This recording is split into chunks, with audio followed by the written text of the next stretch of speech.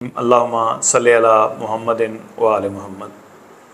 دوستو، علم الحروف ایک بہت بڑا راز ہے اور بہت ہی خطرناک علم ہے۔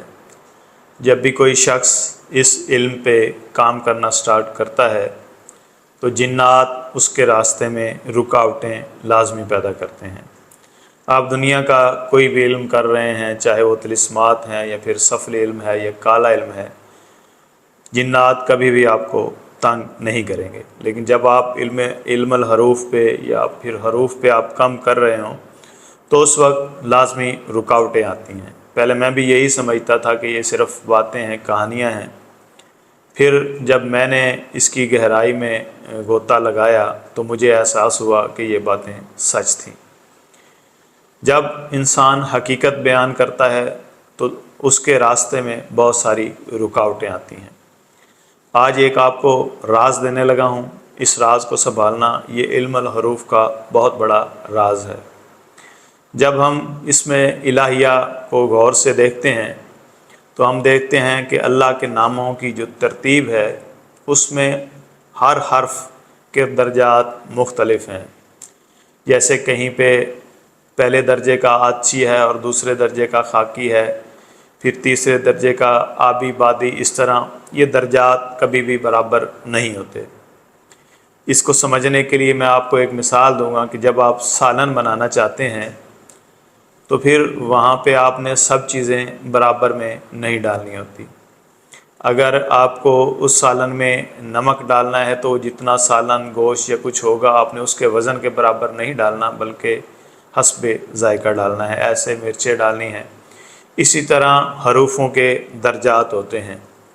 جب ہم کسی بھی شخص میں، دو شخصوں میں محبت ڈالنے کی کوشش کر رہے ہوتے ہیں تو ہم ان چیزوں کا خیال نہیں کرتے۔ عاملین کیونکہ ان چیزوں کو گہرائی سے ہر شخص پر یہ علم کھلتا بھی نہیں اور نہ ہی عاملین اس کی گہرائی میں جاتے ہیں، اسی وجہ سے جب وہ محبت کا عمل کرتے ہیں تو اس میں بہت زیادہ ناکامی ہوتی ہے۔ اکثر اوقات ان کے جو عمل کیے ہوتے ہیں اس میں طالب یا مطلوب بیمار ہو جاتا ہے۔ اس کی یہی وجہ ہوتی ہے کہ وہ درجات کا خیال نہیں رکھتے۔ اگر آپ اس کے نام سے پہلے جس کا آپ کام کر رہے ہیں اس کے درجات نکال لیں اور درجات کے حساب سے ہی ان کے جو ہے دوست حروف لے لیں تو کام تو محبت کا یہی ہو جاتا ہے۔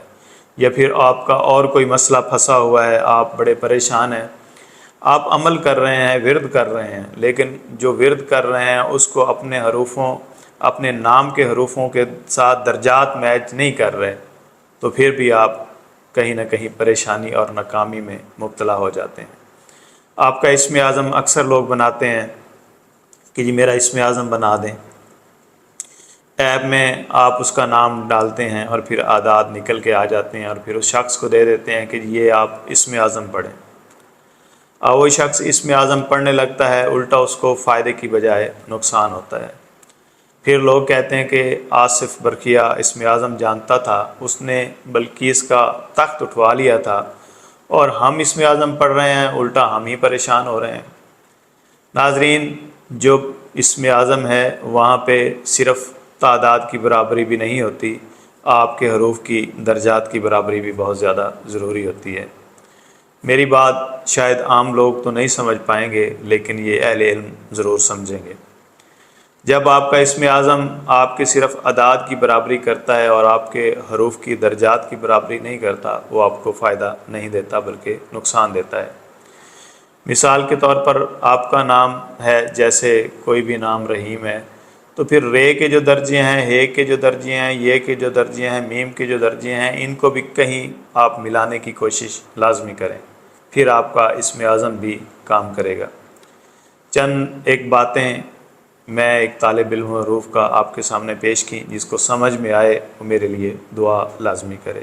بہت شکریہ، اللہ حافظ، اگلی ویڈیو میں ملتے ہیں آپ سے۔